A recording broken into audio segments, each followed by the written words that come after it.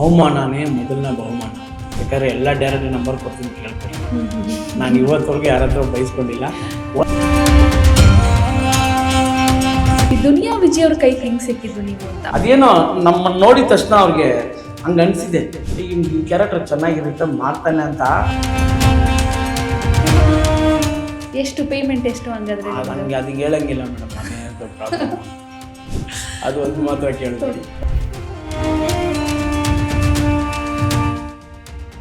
ಆದರೆ ಸಿನಿಮಾ ಕ್ಷೇತ್ರ ಅಂದರೆ ಹಾಗಲ್ಲ, ದೊಡ್ಡ ಸಾಗರ, ಯಾರ್ಯಾರೋ ಇರ್ತಾರೆ, ದೊಡ್ಡ ದೊಡ್ಡ ವ್ಯಕ್ತಿಗಳಿಂದ ಹಿಡಿದು ಯಾರ್ಯಾರೋ ಇರ್ತಾರೆ. ಅವ್ರ ಮಧ್ಯೆ ನೀವು ಗುರುತಿಸ್ಕೊಂಡು ಇಷ್ಟು ಹೆಸರು ಮಾಡ್ತಾ ಇದ್ದೀರಾ ಅಂದರೆ ಅದಷ್ಟು ಈಸಿ ಕೂಡ ಆಗಿರೋದಿಲ್ಲ. ನಿಮ್ಮ ಎಫರ್ಟ್ ಕೂಡ ಇದ್ದೇ ಇರುತ್ತೆ ಲಕ್ ಜೊತೆಗೆ. ಏನಂತಂದರೆ ಈಗ ಒಂದು ಸಿನಿಮಾ ಸೆಟ್ ಆಗಿರ್ಬೋದು ಅಥವಾ ಶೂಟಿಂಗ್ ಸ್ಪಾಟ್ನಲ್ಲೇ ಆಗಿರ್ಬೋದು, ಶೂಟಿಂಗ್ ಟೈಮಲ್ಲಿ ಏನೋ ರೀಟೇಕ್ಸ್ ತುಂಬ ಆಗುತ್ತೆ. ಅವ್ರು ಹೇಳಿದ್ದ ಥರ ಡೈರೆಕ್ಟರ್ಗೆ ಯಾವ ಥರ ಬೇಕೋ ಅದೇ ಥರ ನಿಮ್ಮಿಂದ ಆ್ಯಕ್ಟ್ ಮಾಡೋದಕ್ಕಾಗಿರೋದಿಲ್ಲ. ತುಂಬ ರೀಟೇಕ್ಸ್ ಆಗಿರ್ಬೋದು, ಒಂದಷ್ಟು ಫ್ರಸ್ಟ್ರೇಟ್ ಆಗೇ ಆಗುತ್ತೆ. ಏನಪ್ಪ ಯಾಕೆ ಬೇಕಿದು, ನನ್ನ ಪಾಡಿಗೆ ನಾನು ಹೇಗೋ ಇದ್ದೆ, ಅಲ್ಲೇ ಹೇಗೋ ದುಡಿಮೆ ಮಾಡ್ಕೊಂಡಿದ್ದೆ, ಈ ಥರ ಎಲ್ಲ ಅವಮಾನ ಮಾಡಿಕೊಂಡು ಫ್ರಸ್ಟ್ರೇಟ್ ಆಗಿ ಗುರುತಿಸ್ಕೊಳ್ಳೋ ಅವಶ್ಯಕತೆ ಇದೆಯಾ, ಮಾಡೋ ಅವಶ್ಯಕತೆ ಇದೆಯಾ ಅಂತ ಥಾಟ್ಸ್ ಕೂಡ ಬಂದಿರೋವಂಥ ಟೈಮ್ ಇದೆಯಾ ಏನಾದರೂ? ಮೇಡಮ್ ಇನ್ನೊಂದು, ಯಾವುದೇ ಇದು ಸಿನಿಮಾ ಅಂತ ಇಲ್ಲ, ಯಾವುದೇಲೇ ನೀವು ಯಾವುದೇ ಒಂದು ಇದಕ್ಕೆ ಹೋದ್ರೆ ಕೂಡ ಅವಮಾನನೇ ಮೊದಲನೇ ಬಹುಮಾನ. ನಮಗೆ ಸಿಗೋ ಮೊದಲ ಬಹುಮಾನ ಅವಮಾನ. ಅದನ್ನು ನಾವು ಸಹಿಸ್ಕೊಂಡು ಹೋಗ್ಬೇಕು. ಆ ಥರ ನೀವು ಹೇಳ್ದಂಗೆ ನಾನು ಇವತ್ತವರೆಗೂ ಯಾವ ಡೈರೆಕ್ಟ್ರು ಬಯಸ್ಕೊಂಡಿಲ್ಲ. ಬೇಕಾದ್ರೆ ಎಲ್ಲ ಡೈರೆಕ್ಟ್ ನಂಬರ್ ಕೊಡ್ತೀನಿ ಕೇಳ್ಕೊಳ್ಳಿ. ನಾನು ಇವತ್ತವರೆಗೂ ಯಾರ ಹತ್ರ ಬಯಸ್ಕೊಂಡಿಲ್ಲ. 1 ಟೇಕ್ 2 ಟೇಕು ಹಂಗೆ ಹೋದ್ರೆ ಒಂದು 3 ಟೇಕ್ ಅಷ್ಟೇ. ಅಲ್ಲ, ಹೆಂಗೆ ಆಕ್ಟಿಂಗ್ ಕ್ಲಾಸ್ಗೂ ಹೋಗಿಲ್ಲ, ಏನೂ ಇಲ್ಲ, ಇದಕ್ಕಿದ್ದ ಹಾಗೆ ಓದಿದ್ 4ನೇ ಕ್ಲಾಸ್ ಅಂತೀರಾ, ಅಷ್ಟು ಬೇಗ 2-3 ಟೇಕಲ್ಲಿ ಮುಗಿಸ್ತೀರಾ ಅಂತಂದ್ರೆ ಹೇಗೆ? ಪ್ರಾಕ್ಟೀಸ್ ಹೆಂಗಿರುತ್ತೆ? ಡೈಲಾಗ್ ಬಂದು ನನಗೆ ಪೇಪರ್ ಕೊಟ್ಬಿಡ್ತಾರೆ, ಒಂದ್ 2-3 ಸಲ ಓದ್ಕೊಂತೀನಿ. ಓದಕ್ ಬರುತ್ತೆ, ಬರೆಯಕ್ ಬರಲ್ಲ. ಈಗಲೂ ಬರೆಯಕ್ ಬರಲ್ವಾ ನಿಮ್ಗೆ? ಬರೆಯಕ್ ಬರಲ್ಲ. ಮತ್ತೆ ಹೆಂಗೆ? ಏನೂ ಬರೆಯೋದಿಲ್ಲ ಹಂಗಾದ್ರೆ? ನಿಮ್ ಸೈನ್ ಮಾಡಕ್ ಬರುತ್ತಲ್ವಾ?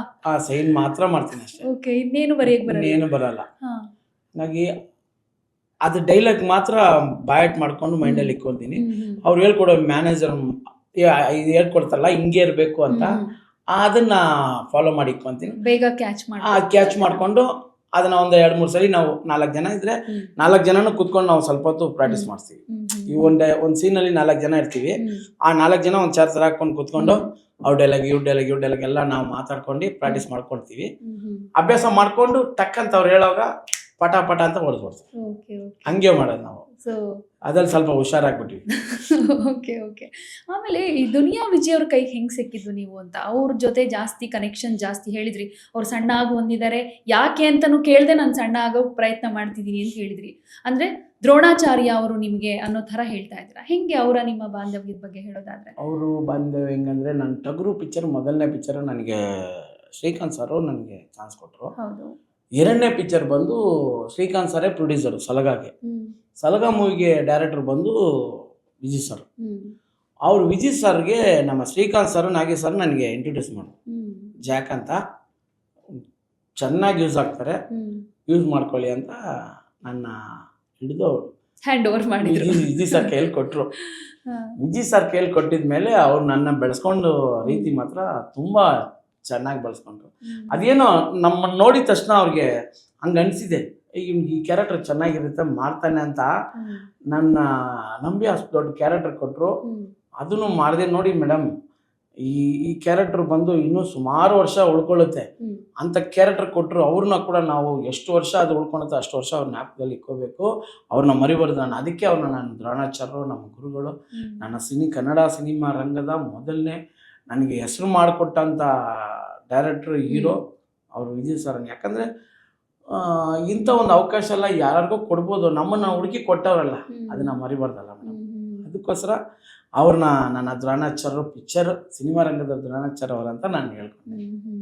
ಇನ್ನು ಮುಂದೆ ಇನ್ನೂ ಒಂದು 10 ಸಿನಿಮಾ ಆಗ್ತಾ ಇದೆ ಅಂತ ಹೇಳಿದ್ರಿ.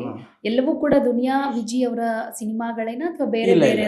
ಒಂದು ಪಿಕ್ಚರು ಸಿಟಿ ಲೈಟ್ ಅಂತ ದುನಿಯಾ ವಿಜಯ್ ಸರ್ದು. ಆಮೇಲೆ ಹತ್ತಿಕಾಯ ಅಂತ ನೀರು ಭಂಡಾರಿ ಅವ್ರದ್ದು. ಆ ಪಿಕ್ಚರ್ ನಾಗರಾಜ್ ಅಂತ, ಪಿನ್ಯ ನಾಗರಾಜ್ ಅಂತ ಡೈರೆಕ್ಟ್ರು. ಇನ್ನೊಂದು ಅಲ್ಕಾಡಾನು Srikanth sir producer, Pramod hero. ಆಮೇಲೆ ಗೋಲ್ಮಾಲ್ ಗ್ಯಾಂಗ್ ಅಂತ ಮೈಸೂರಲ್ಲಿ ಶಿವಕುಮಾರ್ ಡೈರೆಕ್ಟ್ರು.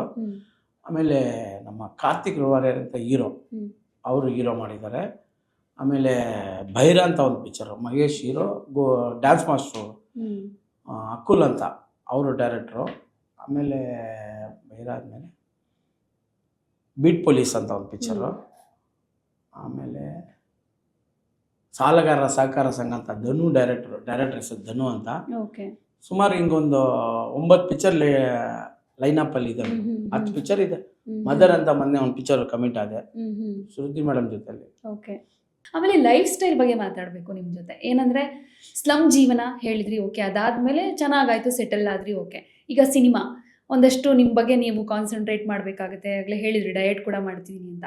ಹೆಂಗೆ ನಿಮ್ಮ ಲೈಫ್ ಸ್ಟೈಲ್, ಹೇಗೆ ಫುಡ್ ಸ್ಟೈಲ್ ಆಗಿರ್ಬೋದು ಎಲ್ಲ ಹೆಂಗೆ ಕಂಪ್ಲೀಟ್ ಆಗಿ ಚೇಂಜ್ ಆಗಿದೆ? ಫುಡ್ ಸ್ಟೈಲ್ ಅಂದ್ರೆ ನಾನು ಬರೀ ಮಾಂಸಾಹಾರಿ, ನಾನು ನಾನ್ ವೆಜ್ ಇಲ್ಲದೆ ತಿನ್ನೋದೇ ಇಲ್ಲ.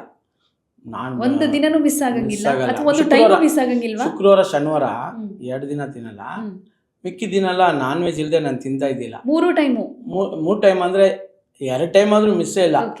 ಬೆಳಗ್ಗೆ ತಿನ್ನಕ್ಕಾಗಲ್ಲ, ಮಧ್ಯಾಹ್ನ ರಾತ್ರಿ ಕಂಪಲ್ಸರಿ ಮಾಡ್ತಾ ಇದ್ದೆ. ಅವರು ನಮ್ಮ ವಿಜಯ್ ಸರ್ ಬೇಡ ಅದು ಅಂತ ಹೇಳಿದ್ಮೇಲೆ ಅದನ್ನು ಸ್ವಲ್ಪ ಕಡಿಮೆ ಮಾಡ್ಕೊಂಬಿಟ್ಟೆ. ಇವಾಗ ಆಲ್ಮೋಸ್ಟ್ ಊಟ ಕೂಡ ಕಡಿಮೆ ಆಯ್ತು, ಅದಕ್ಕೆ ಸ್ವಲ್ಪ ಸಣ್ಣ ಆಗ್ಬಿಟ್ಟೆ. ಓಕೆ. ಏನಾದ್ರು ರಿಗ್ರೆಟ್ಸ್ ಇದೆಯಾ, ಸಣ್ಣ ಆಗ್ಬಾರ್ದಿತ್ತು ಅಂತ? ಅಥವಾ ಹಂಗೇನಿಲ್ಲ. ಪಿಕ್ಚರ್ ಇಲ್ವಾ ಮೇಡಮ್, ಅದು ನಮ್ಮ ಕೆಲಸ ಇಲ್ವಾ? ಕೆಲಸ ಅಂದಮೇಲೆ ಅವ್ರು ಹೇಳಿದ್ರು, ಅವರು ಡೈರೆಕ್ಟರ್ ಏನ್ ಹೇಳ್ತಾರ ಅದನ್ನ ನಾವು ಕೇಳ್ಬೇಕು. ಏನೋ ಕಾರಣಕ್ಕೆ ಕೇಳಿದ್ದಾರೆ ಸಣ್ಣ ಆಗ್ಬೇಕಂತ. ಆಯ್ತು ಸರ್, ಆಯ್ತು ಮಾಡ್ತೀನಿ ಸರ್, ಕಡಿಮೆ ಆಗ್ತೀನಿ ಅಂತ ಅವ್ರಿಗೆ ಮಾತು ಕೊಟ್ಟಿದ್ದೀನಿ. ಅದೇ ತರ ಆಗ್ಬೇಕು, ಮಾಡ್ತೀನಿ. ಆಮೇಲೆ ಇನ್ನೊಂದು ಸ್ವಲ್ಪ ಕ್ಯೂರಿಯಾಸಿಟಿ ಇದೆ, ಹೇಳ್ತಿರೋ ಇಲ್ವೋ ಗೊತ್ತಿಲ್ಲ, ಬಟ್ ನನಗೆ ಕೇಳಲೇಬೇಕು ಅನ್ನಿಸ್ತಿದೆ, ಕೇಳ್ತಾ ಇದ್ದೀನಿ. ಹೆಂಗೆ ಅಂದರೆ ನಿಮ್ಮದು ಸಿನಿಮಾ ಆದಾಯ ಒಂದು ಕಡೆ, ಇನ್ನೊಂದು ಕಡೆ ಬಿಲ್ಡರ್ ಅಂತ ಹೇಳ್ತೀರಾ, ಆ ಕೆಲಸ ಈಗಲೂ ಕಂಟಿನ್ಯೂ ಮಾಡ್ತೀನಿ ಅಂತ ಹೇಳ್ತೀರಾ. ಹೆಂಗೆ ಬಿಲ್ಡರ್ ಕೆಲಸದಲ್ಲಿ ದುಡ್ಡು ಜಾಸ್ತಿನಾ, ಸಿನಿಮಾದಲ್ಲಿ ದುಡ್ಡು ಜಾಸ್ತಿನಾ? ಹಂಗೇನಿಲ್ಲ, ಸಿನಿಮಾದಲ್ಲೂ ಇದೆ ನಾನು ಬಿಲ್ಡಿಂಗ್ ಕೆಲಸ ಒಂದು ಮೇಡಮ್ ಅವಾಗಿಂದ ನಮ್ಮ ತಂದೆ ಕಾಲದಿಂದ ನಮ್ಮ ತಾತ ಕಾಲದಿಂದ ಮಾಡ್ತಾ ಇದ್ದೀವಿ. ಇವಾಗ ಸಿನಿಮಾದಲ್ಲಿ ಹೆಸರು ಮಾಡಿಬಿಟ್ವಿ, ದುಡ್ಡು ಮಾಡಿಬಿಟ್ವಿ ಅನ್ನೋ ಆ ಕೆಲಸನ ಬಿಡೋಕ್ಕಾಗಲ್ಲ. ಅದು ನಮಗೆ ಹಸುವನಾಗ ಟಕ್ ಅಂತ ಒಂದು ಊಟ ಕೈ ಹಿಡಿದಿದ್ದು ಇವತ್ತಿಗೂ ಊಟ ಆಗುತ್ತೆ ನನಗೆ. ಅದು ಇವತ್ತಿಗೂ ನನಗೆ ಹಸುವನಾಗ ಟಕ್ಕನ್ನ ಬರೋದು ಅಲ್ಲಿಂದಾನೆ ದುಡ್ಡು. ಸಿನಿಮಾ ಅಲ್ಲೂ ಇದೆ ದುಡ್ಡು, ಹೇಳ್ಬಾರ್ದು, ಚೆನ್ನಾಗಿದೆ ದುಡ್ಡು ಅಲ್ಲಿ. ಎಷ್ಟು ಪೇಮೆಂಟ್ ಎಷ್ಟು ಹಂಗಾದ್ರೆ? ಹಂಗೆ ಅದಕ್ಕೆ ಹೇಳಂಗಿಲ್ಲ ಮೇಡಮ್, ಅದೇ ದೊಡ್ಡ ಪ್ರಾಬ್ಲಮ್. ಅದು ಒಂದು ಮಾತ್ರ ಕೇಳಬೇಡಿ. ಓಕೆ, ಈ ತರ ಕೇಳ್ತೀನಿ, ಇದಕ್ಕೇನು ಹೇಳ್ತೀರಾ ನೋಡೋಣ. ಅಂದ್ರೆ ಸ್ಟಾರ್ಟಿಂಗ್ ಬಂದಾಗ ಎಷ್ಟಿತ್ತು ಅಷ್ಟೇ ಇದೆಯಾ, ಅದಕ್ಕೆ ಎಷ್ಟು ಪಟ್ಟು ಜಾಸ್ತಿ ಆಗಿದೆ? ಈ ಜಾಲಿ ಅಂತ ಕ್ಯಾರೆಕ್ಟರ್ ಬಂದ್ಮೇಲೆ ಜಾಸ್ತಿ ಆಯ್ತು. ಓಕೆ, ಹೋಗ್ಲಿ, ಫಸ್ಟ್ ಹೇಳ್ಬೋದು, ಈಗಲಿಂದ ಹೇಳ್ಬೇಡಿ. ಫಸ್ಟ್ ಟಗರು ಸಿನಿಮಾಗೆ ಬಂದಾಗ ಟಗರು ಸಲಗಾಗಲ್ಲ ಬಂದು ನಮ್ಮ ಶ್ರೀಕಾಂತ್ ಸರ್ ಅವರು ಅವ್ರ ಮೇಲೆ ಇರೋ ಒಂದು ಗೌರವಕ್ಕೋಸ್ಕರ ನಾನು ಮಾಡ್ಕೊಟ್ಟೆ. ಅವಾಗ ಕಾಸೆಲ್ಲ ಕೇಳಿಲ್ಲ. ಸಲಗಾಗೂ ಅಷ್ಟೇ, ಅವ್ರ ಮೇಲೆ ಇರೋ ಗೌರವಕ್ಕೋಸ್ಕರ ನಾನು ಕೇಳಿಲ್ಲ. ಆಮೇಲೆ ದುಡ್ಡು ಜಾಸ್ತಿ ಆಗಾಯ್ತು, ಅದಕ್ಕೆ ಸೇರಿ ಇಸ್ಕೊಂಬಿಟ್ಟೆ. ಓಕೆ, ಅಲ್ಲ ನಾನು ಅದಕ್ಕೆ ಕೇಳಿದ್ದು, ಸ್ಟಾರ್ಟಿಂಗ್ ಅಲ್ಲಿ ಎಷ್ಟು ತಗೊಂಡ್ರಿ, ಇವಾಗ ಎಷ್ಟು ತಗೊಳ್ತಿದ್ರ ಅಂತ ಕೇಳಲ್ಲ ನಾನು. ಅದಕ್ಕೆ ತಗೊಂಡಿಲ್ಲ. ಓಕೆ, ಅವ್ರ ಮೇಲೆ ಇರೋ ಗೌರವಕ್ಕೋಸ್ಕರ ಕೇಳಕ್ ಹೋಗ್ಲಿಲ್ಲ. ನಮ್ಗೆ ಫಸ್ಟ್ ಪಿಕ್ಚರ್ ಚಾನ್ಸ್ ಕೊಟ್ಟವ್ರೆ, ಅವರು ಕೂಡ ಅವನ್ನೆಲ್ಲ ಕೂಡ ಲೈಫಲ್ಲಿ ಮರೆಯಂಗಿಲ್ಲ. ಯಾಕಂದ್ರೆ ಫಸ್ಟ್ ನಮ್ಮನ್ನ ಸಿನಿಮಾ ಕರ್ಕೊಂಡು ಬಂದ್ಬಿಟ್ಟು ಅವರು, ಹಂಗಾಗಿ ಅವ್ರನ್ನ ಮರೆಯಕ್ಕಾಗಲ್ಲ. ಅದಕ್ಕೋಸ್ಕರ ಅವ್ರು ಹೇಳಿದಂಗೆ ಕೇಳ್ಕೊಂಡು ಹೋಗ್ಬಿಟ್ರಿ. ಯಾವುದೇ ಸುದ್ದಿಯ ಅಪ್ಡೇಟ್ ಅನ್ನ ಮಿಸ್ ಮಾಡ್ಕೊಳ್ಬಾರ್ದು ಅಂದ್ರೆ ಈಗ್ಲೇ ಒನ್ ಇಂಡಿಯಾವನ್ನ ಸಬ್ಸ್ಕ್ರೈಬ್ ಮಾಡಿ. ನಿಮಗೆ ಬೇಕಾದ ಭಾಷೆಯಲ್ಲಿ ಎಲ್ಲಾ ಸುದ್ದಿ ತಿಳಿಬೇಕು ಅಂದ್ರೆ ಒನ್ ಇಂಡಿಯಾ ಆಪ್ ಅನ್ನ ಡೌನ್ಲೋಡ್ ಮಾಡ್ಕೊಳ್ಳಿ.